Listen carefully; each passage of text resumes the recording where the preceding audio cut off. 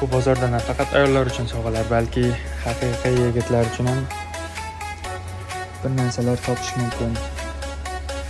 Turbo kompressor mashinalar uchun ko'rishlari mumkin. Dinan bilmadim.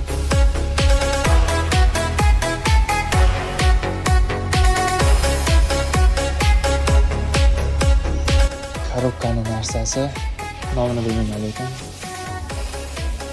bu tarafda yana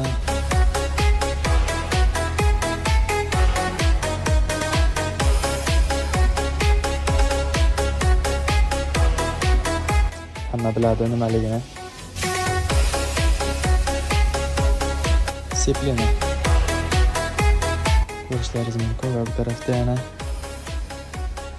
har xil chiroqlar, bu ham nimadirlar.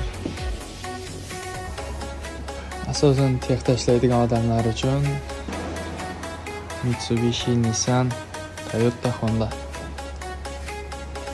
BYD'lar uchun ham bor.